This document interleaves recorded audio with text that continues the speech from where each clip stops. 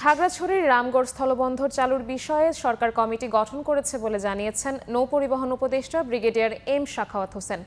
বলেন, কমিটির প্রতিবেদন অনুযায়ী আমদানি কার্যক্রম ও যাত্রী পারাপারের বিষয়ে সরকার পরবর্তী সিদ্ধান্ত নেবে। রোববার রামগড় স্থলবন্দর পরিদর্শনে এসে উপদেষ্টা এসব কথা বলেন। পোর্ট থেকে যে সমস্ত কন্টেনার যাবে সেগুলো রেলওয়েতে লোড হবে এবং ইন্ডিয়ার বিভিন্ন জায়গায় হবে। এটা হচ্ছে ভারতের পক্ষ থেকে। আমাদের এখানে কি এক্সপোর্ট হবে হবে না, পাবলিক কত যাবে কি যাবে না, আমাদের রেভিনিউ কী হবে, কতখানি হবে, আমাদের লাভ কতখানি হবে, সেটা দেখার জন্য একটা কমিটি আমি ফিরে গিয়ে ইনশাল্লাহ একটা কমিটি করে দেবো।